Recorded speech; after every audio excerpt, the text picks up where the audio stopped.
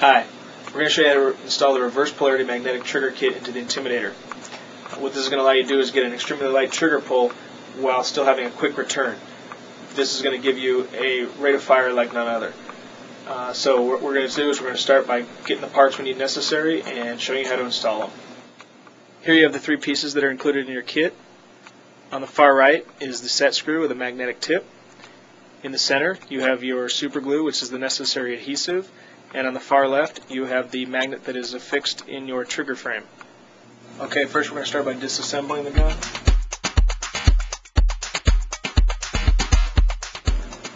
Okay, we've got two of our parts here, and if you notice there's a red stripe across both of them.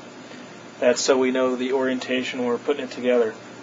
The red stripes will repel, and on the back side of this is a green X that'll attract. We don't want that. We want that one facing away from this part. So they're going to repel. That's what's going to give us the resistance and the replacement for the spring. Okay, we have the trigger here. In this particular demo gun that we're using, it didn't have a top set screw, but that's not a problem because we included in the kit. Take the set screw, and what you want to do is you want to go ahead and start threading it into the trigger with the magnet side facing this way. Screw it in a decent amount. We can adjust it later. Okay, now we need to go ahead and put this magnet into the frame where the spring retainer used to be. Easy way to do this is get an Allen wrench, something else metallic, that'll actually hold it for us. And we're going to place a drop of crazy glue on the side with the green X. Okay, that's very important. Crazy glue goes on the side with the green X. Easiest way to hold it in position is to put something metallic behind it, since the aluminum itself is not does not attract the magnet. So what we do is we put something metal behind it, and the magnet will actually adhere to that. And we just wait until the crazy glue dries. Then we would go ahead and put the switch back in. Now that the switch is back in, go ahead and drop the trigger back in.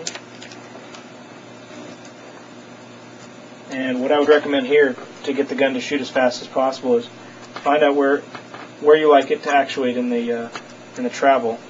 What you would do with this center screw here. If you like it to actuate real early, and obviously screw it in further. Screw it out if you like it a little bit later. But the key here is find out where it's actually actuating, the point where you actually hear it click, and set the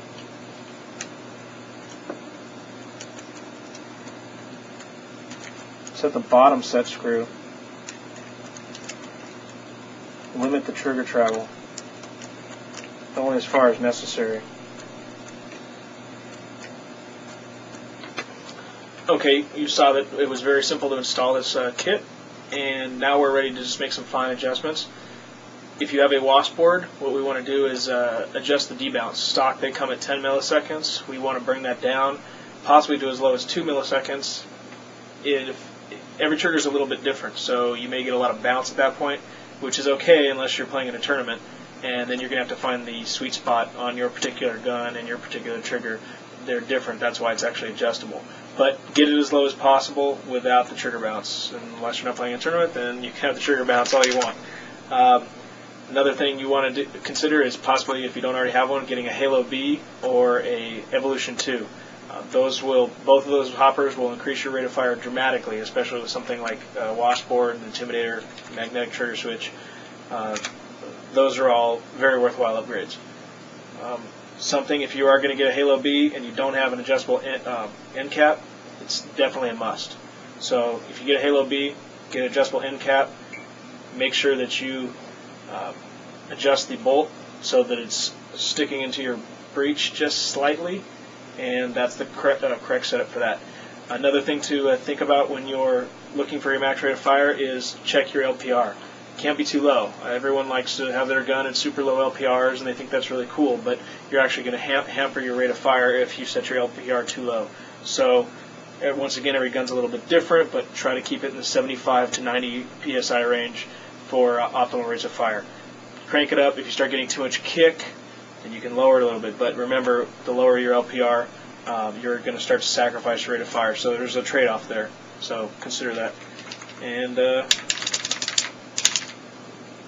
enjoy.